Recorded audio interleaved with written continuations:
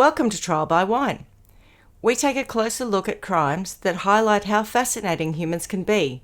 Schmitty, Swanee and Clarky visit crimes and run them through their jury of three, debating both sides of the case to agree an appropriate, if totally fictitious, sentence. Please be advised, Trial by Wine may include explicit or disturbing content and will include drunken rambling. Listener discretion is advised. All right, how are we? Really Great. good. How are you? Great. I'm very well. The boys are still in Milan. And Still? yeah, because they're in Milan and they're having a jolly good time off, we're recording back to back. So we've had a tiny little break. I'm still tired, but good. And I guess we should just introduce who we are. I'm Schmitty. I'm Swanee. And I'm Clarky. And together we are Trial by Wine. What are we drinking? Glad you asked. We've moved on from the Cafe Sporto to a little Fever Tree tonic water. Oh. Mm-hmm. And a Peroni Crudo. Graduated. And the Peroni Crudo, whilst it looks like it's Peroni, is actually just water, cold water. Oh, trickers. Because it's still... Truth Oh. stretching. Yeah, it's only 11. I was going to say they're starting early. Fair enough. Although Swanee What and I about you back in two? the day would have been on it by now if we were in Milan. I keep seeing people saying how hot it is in Rome. Whenever everyone's like, do you remember how hungover we were and how hot it was in Rome? 38, 39 degrees. Oh. And that's when you made me pose in front of the bus and said, Labia. Lavia. Yeah. Oh. I have moved on to a Brookvale Union vodka, lemon, lime and bitters, which some friends of mine left when we went camping. They gave it to us and it's actually very nice. I can recommend that one. And Swanee? Nice. I'm going to stick with a Coke Zero, but I do have a new drink that I want to share with everybody, which was one that I picked up when I was in Europe a couple of weeks ago. And it's not new, but it was the first time I'd ever had it. And we were out one night with a girlfriend and she said, oh, do you want to try something refreshing? And I said, yes. And she pulled out a line of Coke. She's French. And she said it was a du Hugo Spritz. And it's a Hugo Spritz. And Hugo. the hardest thing is saying Hugo, which does not come off my tongue very well at all. But you serve it in a large glass with lots of ice. And then it's Saint-Germain is the liqueur, which is an elderflower liqueur. Yeah. So you have a little bit of that with a bit of Prosecco and then, I guess, soda water or sparkling water and then with mint and lime. So, boys, try and find them while you're in Milan and have a couple for me. But they were just so good in hot weather. So I was having them every single time we'd have aperitivo for you, having that. That's the best bit, right? As your starting drink, it's got a little bit of sweetness to it. So when you're super hot and sweaty, a bit of sugar, I think it's really quite good. But nice and cool as well. And that's my new drink of choice.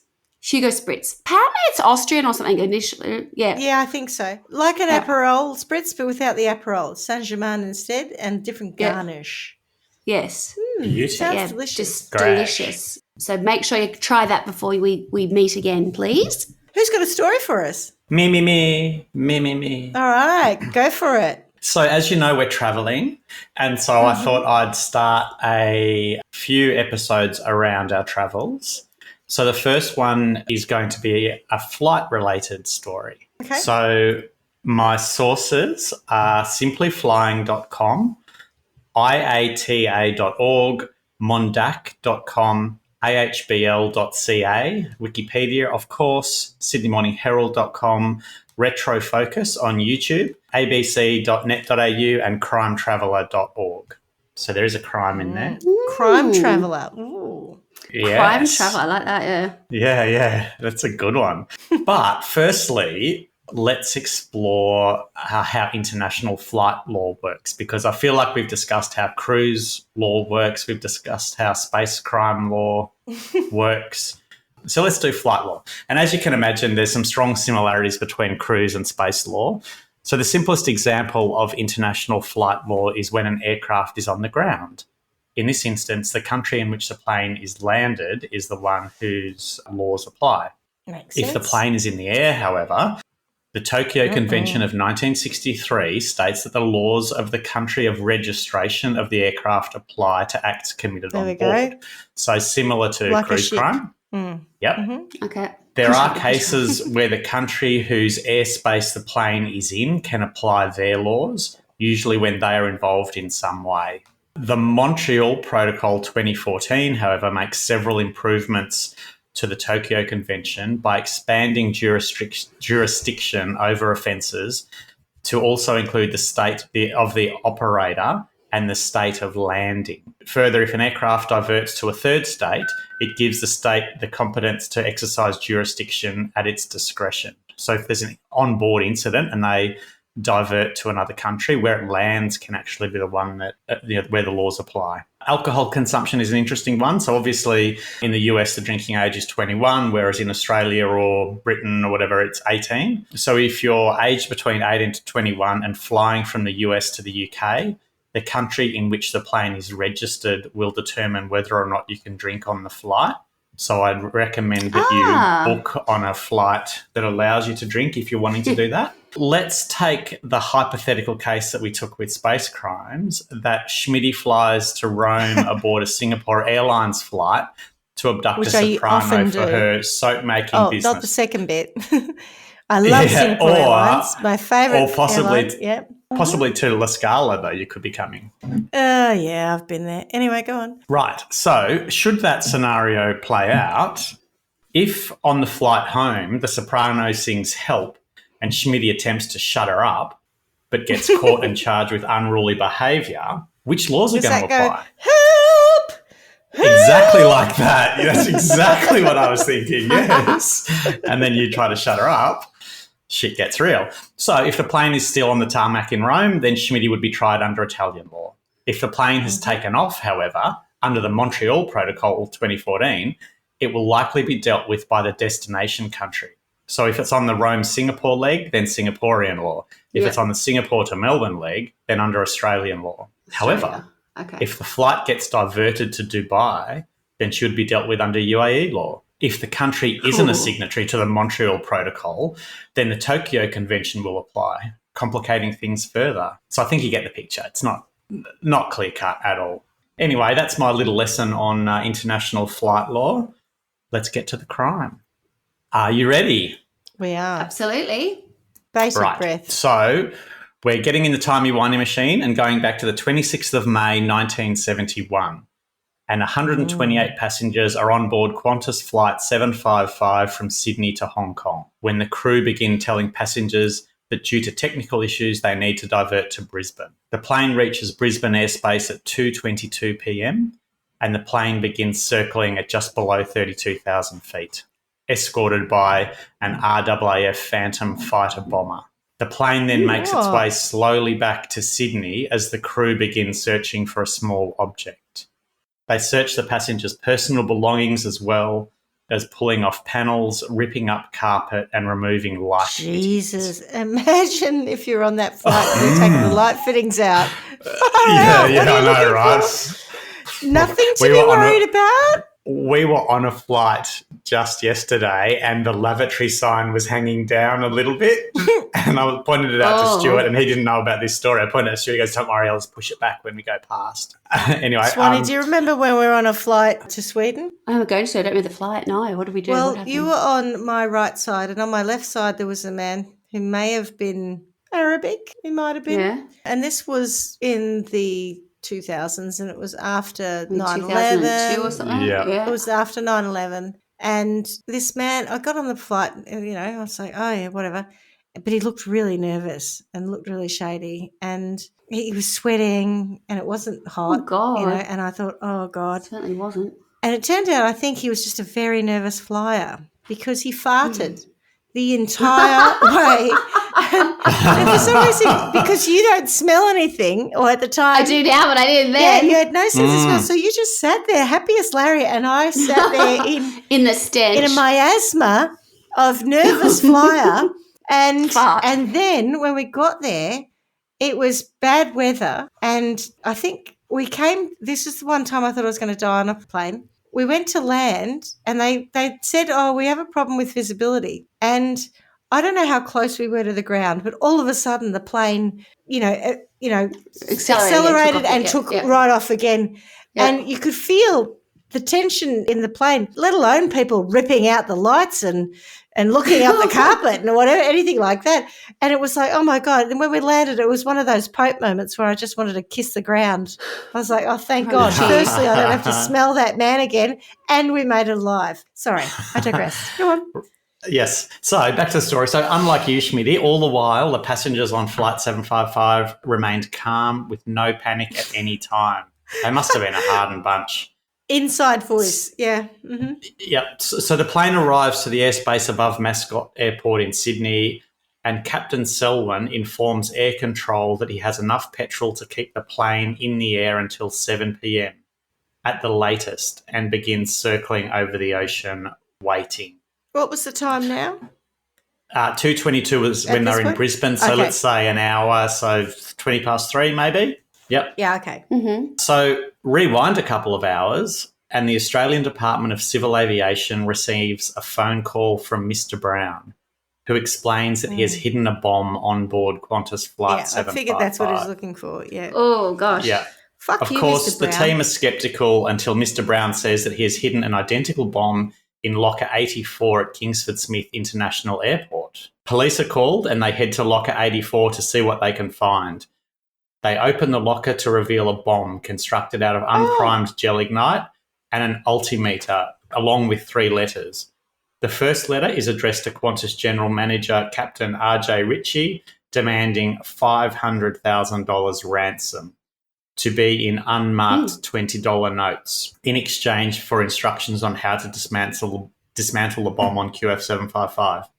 The second letter reiterated that a second bomb was located on QF755, and the third letter warned that the bomb was set to explode should the plane go below 20,000 feet. Oh, this was like a very old school crime. This is the plot of... definitely it's like a plot of a movie. Yeah, the one in the bus with Sandra Bullock and Keanu Reeves. That's it, Speed. This film was called Heist. Yeah, that's right. Yeah. To put the ransom note into perspective, at the time you could buy a house in a working-class suburb of Sydney for less than $15,000, and they're asking for $500,000. Whoa. But also $500,000 in $20 notes. How many $20 notes is that? That's a lot of $20 notes. Yeah, 25,000. I Googled that. I calculated that. You need someone to ask. How many? 100%. 25,000 notes. How much would we expect that to be? Suitcases for work? Did you do that? Well, we'll get to that. It's a pallet? Yeah. Okay, sorry. Okay, go on. Yeah, we'll get to that. But also it was $20 notes because that was the biggest note at the time. You're kidding me. We didn't have a $50 note then. No. Yeah. Oh, there you go. I didn't know Didn't that. have a hundy. No hungies. Didn't have a hungy. Yeah. Pineapples. This sets in motion the events described earlier as air traffic control try to mitigate the risk whilst the investigation begins. So they're really on a time frame. Okay. So in addition, Qantas writes a cheque on the Reserve Bank for $500,000. Where has this flight come in from? You did say to start with. Sydney to Hong Kong it was going. So it's back at Sydney now. Yes, that's right, yeah. And diverted to Brisbane. Yeah, and then came back escorted by an RWF. Never heard of this. Oh, right. I'm surprised Qantas don't talk about it more. What would the RAAF fighter be doing? Yeah, I know. What would it do? I was just watching it blow maybe up. Catch people as they blow. Just yes, waving. essentially. Just to give them the pilot a bit of moral support. It's okay. Everything's okay. Yeah. Come on, got guys, your back, keep it mate. going. Don't worry. What do? They scramble them, don't they? Isn't that the word? They scramble. Yeah. I don't understand what Scramble you or fighter. Yeah. Yeah, so they write the check on the Reserve Bank and a dozen senior executives begin bundling and bagging $20 notes at this stage just as a precaution. Could you imagine?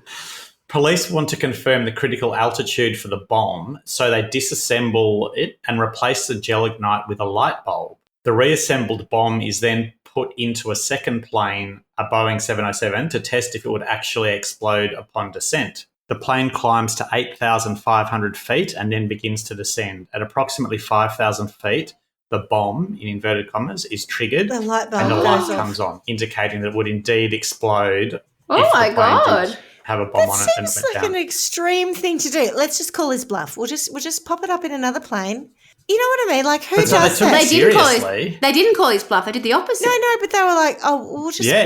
make sure this isn't bullshit. I'm surprised. I mean, I just would assume it's Just his not theory. bullshit because the worst case scenario is that everyone dies on that plane. Do you know what I mean? But I think it's quite remarkable. Okay, all right. So whilst they're planning for the $500,000, they're also doing all of this. Would he have been able to, if he got the money in those days, would he have been able to remotely turn the, not detonate the bomb? What's the opposite? Like, not have it go off. Just I know what you mean. Yeah, stop it from going off. Stop it from Disable going it. off. Disable it, that's it. Yeah. So he was, and we come to this a little bit later, but he's actually saying as they work through it that he will give them instructions on how to dismantle disable it. Yeah. Oh, yeah. okay. So where it is and how to, Okay, fair enough. Okay, Yeah. thank you. Yeah. It's not quite speed because I think he had a radio. These days you can do it all remotely. Back in the day, it'd be a bit trickier. Yeah. So he said that there's 2 bombs, one on the plane, one in the locker. They've got the bomb from the locker, worked out that it has gel ignite, and that the altimeter says that it will go off at 5,000 feet. Obviously, tensions become really heightened and the authorities set up a radio link with Captain Selwyn on board QF755. So while the plane circles the skies, Mr. Brown speaks with Deputy General Manager Phil Howson. They talk at 2 p.m, 3 p.m, and 4 p.m. And each time Mr. Brown provides more information regarding the ransom. At 5:30 p.m, Mr. Brown explains how the money will be delivered. He wants $500,000 in used, unmarked $20 notes, so 25,000 $20 notes.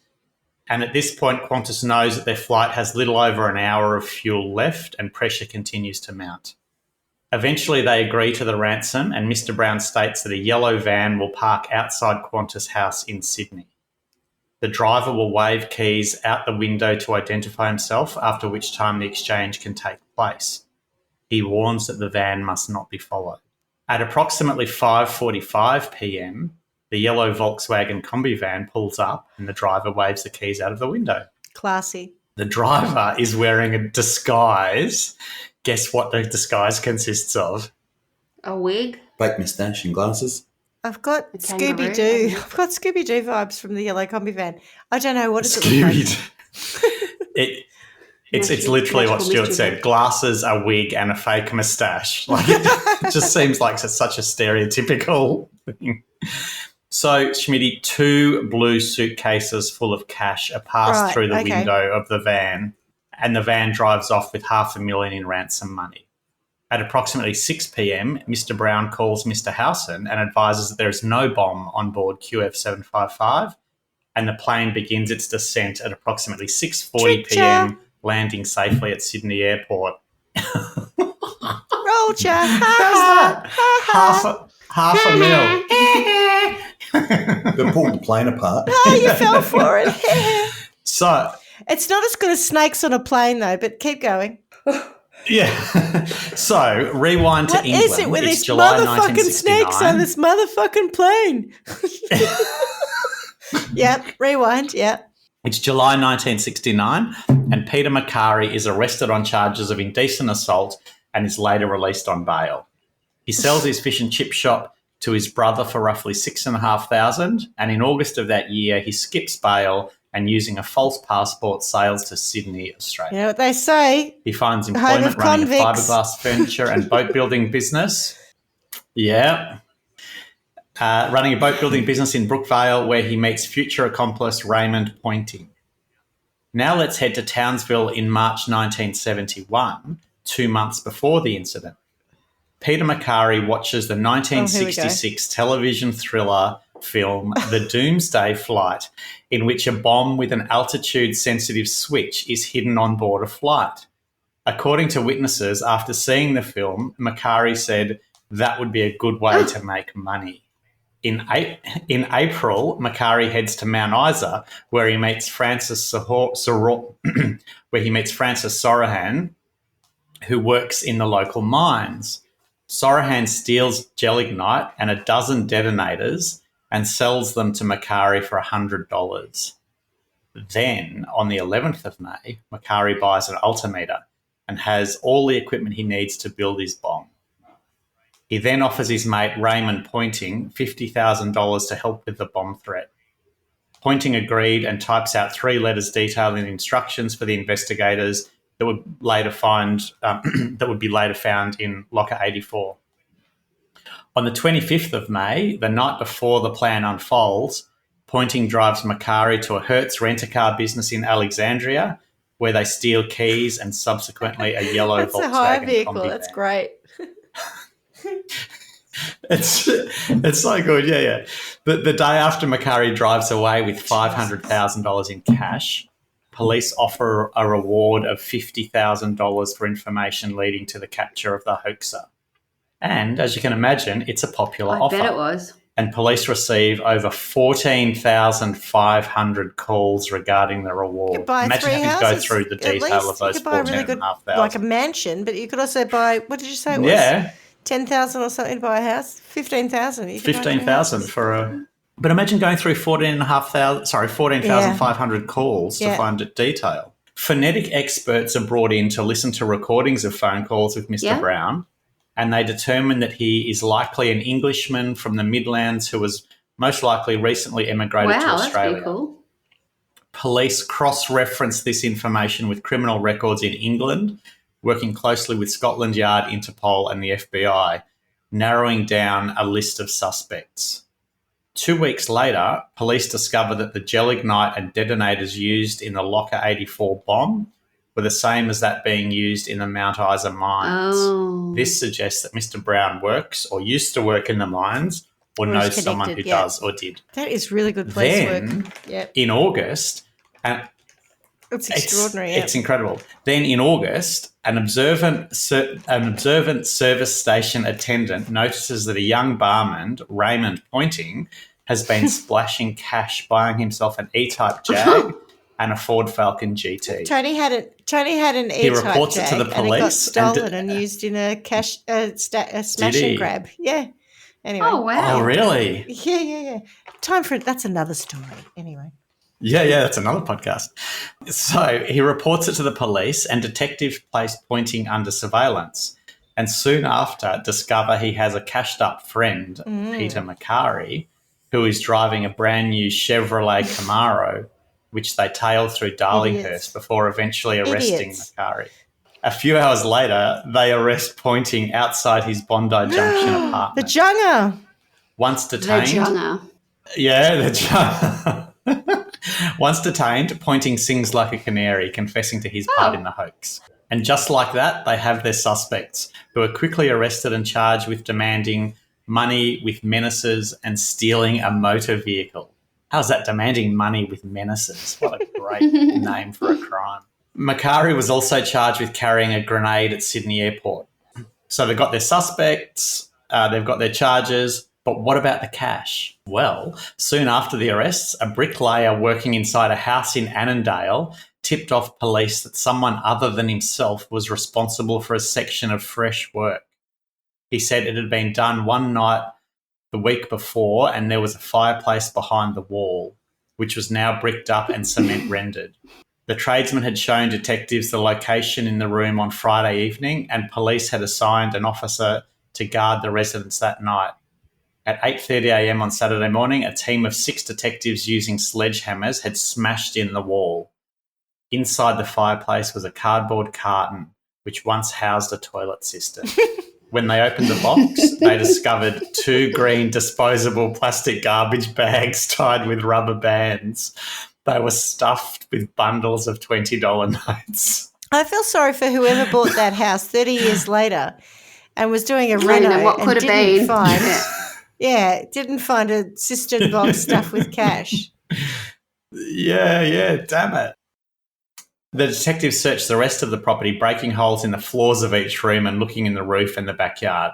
Despite a thorough search, no more of the Qantas ransom was found. Whoops. They counted the stash and found it totaled $138,240. And incidentally, Schmitty, that's $6,912 $20 notes. Imagine counting that. The amount of money that they've got would not have been easy for them to spend, It would have. stuff, because things were not that But expensive. they're so stupid. No. At all. They're so stupid. I mean, just sit on it. They should have gone well away Go from away where and they were. sit on it. Or yes, go away and pretend Yeah. you're someone else entirely Yes, and start come up in. with a fake story about where you got all That's that what money. you do. Yeah. That's what you Yes. did. Yes. I am the Grand Marchioness of bloody blah blah. That's right. From the Midlands. So, in 1972, Qantas auctioned off the blue suitcases used in the ransom, along with the cars that Macari and Pointing had bought with their cash. And in July 1973, a tenant in Balmain contacted police as they were suspicious of the placement of some floorboards in their home. A subsequent search of the house led to the discovery of another $137,000 in cash. Macari had allegedly hidden in the house for a few days after the hoax. Why would you call police about your Yeah. floorboards? I'd just Oh, rip them up. I don't want to touch them. I'm a bit nervous. I think I'm feeling very suspicious. So I'm a tenant. weird. Yeah. My landlord will kill Yeah, me. oh, but I I- think it's weird. I mean, they could have Possibly. found $137,000. Yep. Wouldn't you Yes. just want to like take a little bit and go, oh, here you go? Jeepers. You see, the other one had This is all 138,000 right. and this one only had 137, and I'm suspicious. I know. Although this one is 137 with 3 zeros, not a random amount. So I don't think that 137 was accurate Okay. reporting. I'm just putting it out there. So Macari was questioned on the whereabouts of the remaining cash, and he said that there was a third accomplice named Ken Well, who had I over wondered about that. $200,000 of the heist. No, I wondered about that because 138, 137, Yeah. I thought this is divvied up. Yeah. There's someone else in this. Yep. So, according to Macari, Ken was part of a large gang and was the mastermind behind the hoax. However, police dismissed this story as there was no evidence of a third accomplice. Idiots. To date, only $260,000 of the ransom has been Someone else has got recovered. 140,000. There are rumours that the rest... And that would be... 240,000. No, but another 140,000 would take it to 400. I swear there's more people involved. Anyway. And it's 500,000 though that they got. So there are rumours that the rest is hidden underwater off Bondi Right. Beach. That's it. We're going to go do some treasure hunting. I'm sure people have been doing that for. Go I know, right? Yeah. So there were also things I read that said that's not true. Wouldn't matter just in now, case anyway, people different are $3 actually notes, wouldn't thinking it? of going and doing They that. would have been paper. Yeah, that's no good. None of it's any good at all. Yeah, paper. Yeah. They're all just mulch. Imagine coming out with $200,000 of $20 notes in paper. People No, be looking at you you would like, have had to "What?" have been laundering that some time ago to make that. Yeah. Yeah. So now to the trial. So an initial trial started on the 5th of October 1971. On Friday the 8th of October, at the start of the day's proceedings, Mr. Burney, speaking for his charge, stated that his client wished to plead guilty to the charges against him. He added that the defendant had listened to all the evidence produced in court and understood a trial was inevitable. Magistrate Mr. Lua and allowed the police prosecutor Sergeant R. Thomas to complete his testimony, advising that it was a better legal procedure to hear all the evidence. The charges against the co-accused Francis Sorohan were dismissed. He was the one who stole the gelignite. Mr. Lewis said that although Sorohan had stolen gelignite and detonators from a place of employment, the Mount Isa Mines Limited, he was not satisfied the defendant was aware of the type of crime Macari had planned, especially given that he was paid a mere $100 for the gelignite. Sergeant Thomas gave testimony as to the evidence against Macari and Pointing, and as the hearing concluded, Mr. Lewis said that there was no doubt a prima facie case had been made against Macari. When asked if there was anything he wished to say, Mr. Brown, or Macari, replied, "I have nothing to say, sir." He was then committed for sentencing at Sydney Quarter Sessions on all 3 charges. On the 27th of January 1972, the 2 guilty men stood in the dock of a hushed courtroom at Sydney Quarter Sessions. There was a large gathering of journalists and reporters in the press gallery and a handful of people in the public gallery. The proceedings were over in 10 minutes. The circumstances of this crime are notorious. Your threat disrupted a major international air service and caused fears of imminent death to dozens of people. Judge Staunton sentenced Peter Pasquale Macari to the maximum 15 years for pleading guilty to all 3 charges. And he fixed a non-parole period of 9 years. His accomplice, Raymond James Pointing, was handed down 7 years for his part. It was announced in the Sydney Morning Herald on Wednesday the 12th of November 1980 that Mr. Brown had been deported to Brisbane the previous night. Following his release from Long Bay Jail, Peter Macari was driven under federal police guard to Sydney Airport. the Minister for Immigration, Mr. McPhee, issued a deportation order as a matter of course. The Qantas extortionist had arrived in Australia in 1969 under a false name and passport. As there was a prior criminal record in his native England, he would not have been entitled to entry. Therefore, they sent him on home. It was later reported that Peter McCarry replied philosophically when asked about the whole affair, intimating that the 9 years he had spent in prison was a high price and that crime did not pay. It is believed that Peter McCarry died by suicide around 2013. So, Schmitty, back to all of that talk of it sounding like a movie. There were a number of similar instances across the globe following the release of the Doomsday Flight. 4 days after McCarry's hoax, an interview was published with Rod Serling, screenwriter of the 1966 film The Doomsday Flight. By now, the Doomsday Flight had inspired 3 extortion plots. Serling expressed regret over writing the film, stating that he didn't realise there were so many kooks in the woodwork. Later, on the 4th of August 1971, a similar incident was carried out in Denver, Colorado, on a British Overseas Airways Corporation flight with 380 passengers on board. The United States government became involved and urged 500 television stations to ban the film. Back in Australia, at 1:44 p.m. on the 4th of July 1997, a man contacted Qantas under the pseudonym Mr. Brown, and he stated that he had hidden a bomb on a Boeing 747 flight on Qantas flights 27 from Sydney to Hong Kong. And like McCarry, he said the device would explode if the plane descended below 6,500 metres, so 21,000 feet. He demanded $505,000. For Probably going to be inflation. the biggest hoax. Yeah, adjusted for. Yeah. And said that the bomb contained tripwires to prevent it being defused. He also said that he was able to remotely detonate it if Qantas did not meet his demands. Like McCarry, the man also demanded the money in used banknotes and that they should be delivered inside a suitcase to his hotel. New South Wales police were notified, and upon further review of the technical information given by the man, they deemed the threat a hoax. Authorities reached this conclusion as not only was deactivating the bomb via remote control deemed impossible, but the hoaxer also relayed inconsistent instructions to Qantas and displayed technical ineptitude. It was highly unlikely the hoaxer would have been able to hide the device on the plane.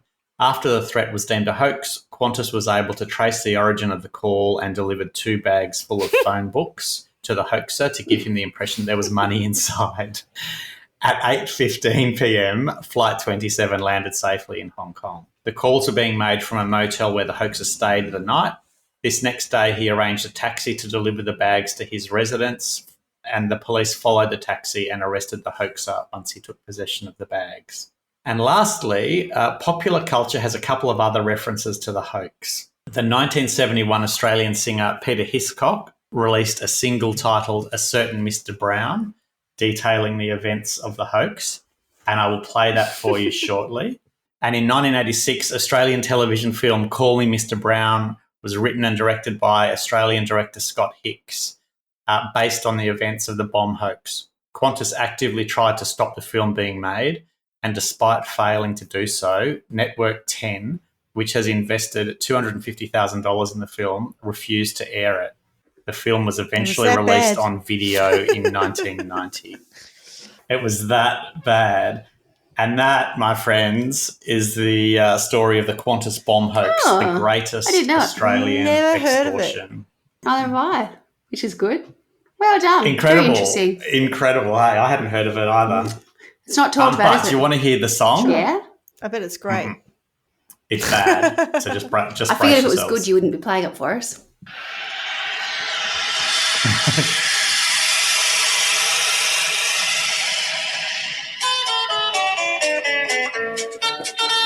I'll tell you a tale, and it won't take me long, about a certain jet plane headed for Hong Kong. Flight 755, bright and shining as the day, a day to be remembered, yes, the 26th of May. Click go the ideas, Click, boys, click, click. click. A He certain should be Mr. Brown, sued. he was thinking mighty quick. He rang Captain Yep. Ritchie and said, take a Captain Cook. There's a shocker in your locker that'll make you mighty crook. There's a shocker in your locker. Airport, the word was sent around. Flight 755 was returning to the ground. The checkers looked her over every single place aboard. A bomb, oh lordy, was it fact or was it fraud? Click go the fizz boys, click, click, click. Was it a fact or in fact was it a trick? They couldn't take a chance with so many souls aboard. A bomb, oh lordy, was it fact or was it fraud?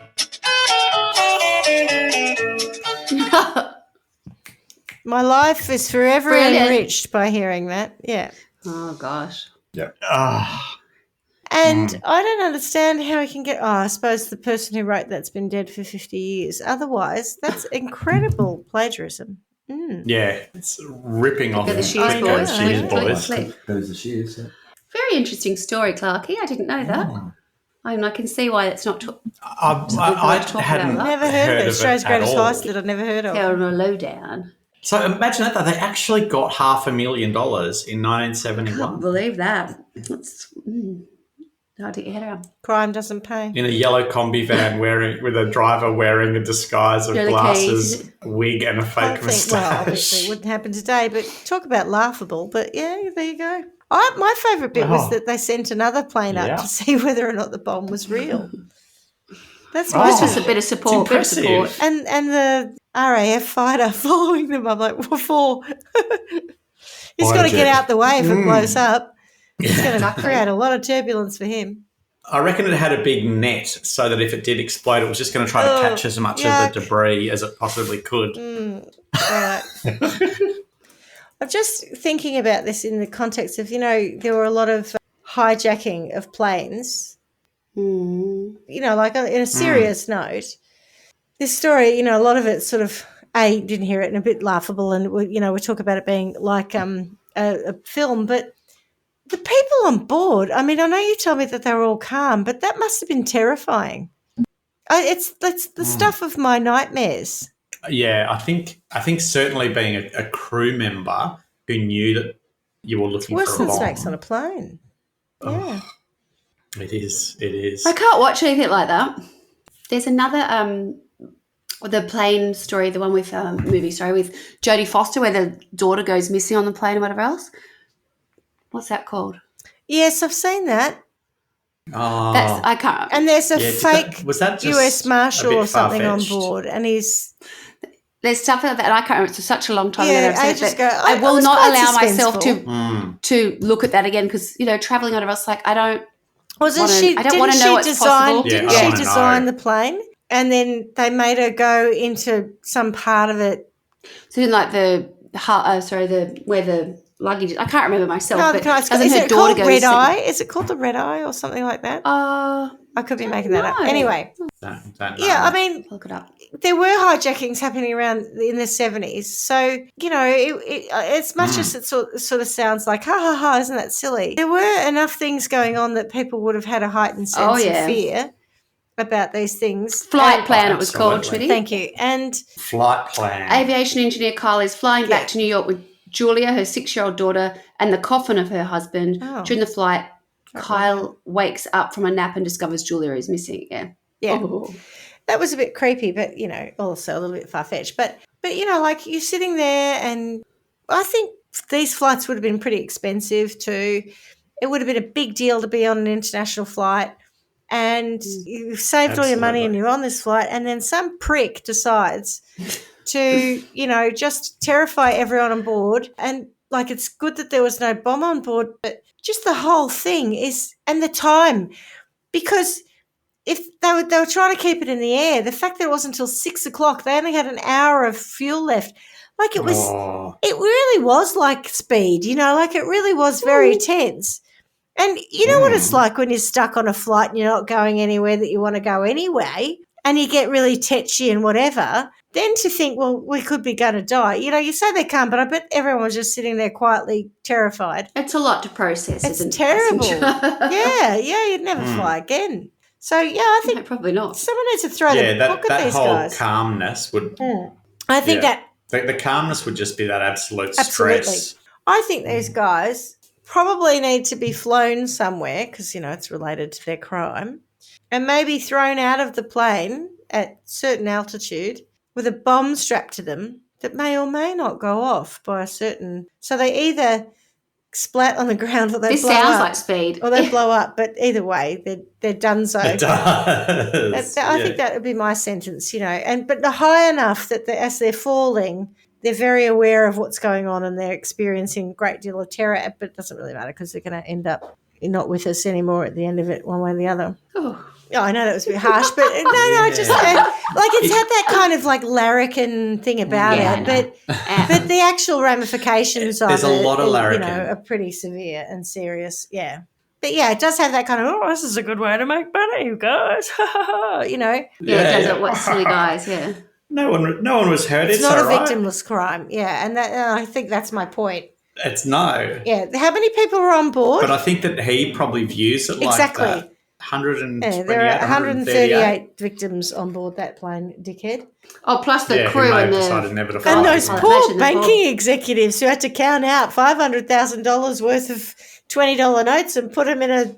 I know. Back in the teller, they'd be like, on a time frame, yeah, right? but they'd be like, I was the top teller. That's why I'm a manager now, but I've lost my skills. I've lost my skills. I can't... Yeah. You remember the old days when you have a sponge with a bit of water in it so that you can... instead of licking your finger. Oh, they're licking your finger. Could you imagine how dry their mouths would go? Get me more water in this sponge. I can't count these $20 faster. Yeah. And they were paper, so they'd be sapping it all away. Oh, yuck. Think of how dirty their fingers would be at the end of that too. And how spit-covered the notes I saw a thing the other day on one of those TV programs. Horrible. It was about Sydney Airport, actually, and it was talking about the sniffer dogs and how sniffer dogs, obviously can sniff out drugs and food and whatever else, but they can sniff out and currency. Your dirty undies. They can sniff out currency. And the idea is they go up to currency and they go, because they were saying it's not actually a problem to bring and take currencies, but they want to know you have to declare it over a certain amount, obviously to do with money laundering. $10,000 or something. Yeah. So they were showing people going through the lineup, standing in the lineup to go through customs office, and the dog would go up to people, and there was one man, and they went up to the dog was, going towards his front pocket. And they said to the guy, have you got any cash? And he said, yeah, I do actually. He said, but I've got it in my, my bag, my crossbody fanny bag, pack. Fanny pack, yeah, exactly, which he just had a different way. They asked him to go and have a look anyway. He didn't have more than 10,000, but he had quite a lot. So he didn't do anything wrong, but they said to him, did you move it? He said, yeah, I had it in my pocket. So the dog got an extra biscuit because he was so good. But I didn't. I thought, well, gosh, it's one of those things that I think people don't think of when they think, they can sniff out drugs, obviously. But no one's thinking about money. And I thought, I didn't know that. Not that we're moving great amount, unfortunately, not that we're moving great amounts of money around, but... Can they sniff out the type of currency? Because I feel like, if it was euro or US dollars or something, you'd want them sniffing at that. But if it was Thai baht or something where it's like a million of them means $10. The rupee. The smell isn't strong enough, so it's not many. Yeah. I don't know the answer to that. But don't worry about it. No, that's $10 you found, not 10,000. Yeah. Yeah. Good job, mate. You can have half a schmacko for that. What a bloody waste of time. Yeah, that's right. All right, what about you guys on sentencing? I've thrown him out of a plane. Yeah, I know. You went heavy. I'm impressed by the police work. That's good. I think, we often talk about the challenges of capturing criminals back in that time because you didn't have, computer links and all of that, right? And quite quickly determine a list of suspects based on who had come over at that time. Yeah. All paper-based. Amazing. Mm-hmm. Yeah. I like that part of the crime. But so the crime was in May of 71, and in 72, and in January of 72, they're sending them, or they're sentencing them. And as you said, to go through 14,000 tips. Incredible. People ringing up. 14,000 people rang up. Mm. Would you have taken the tenant with the funny floorboard? Seriously. I'm a bit suspicious about this bricklayer, though. Call a freaking handyman. But I'm a bit suspicious. Yeah. Who turns around and says, there's some bricks that were laid before I got here. No. Well, I Anyway. reckon he heard something Yeah, and then probably. saw that. That makes And sense. so I went, yeah. Well, Swanee, do you want a sentence? Yes, I will sentence. I think that Yes. what I liked about the investigation was I liked the fact that when they'd found someone who obviously just understood, like old school, understood accents and dialects, and that's someone obviously understood that the British one.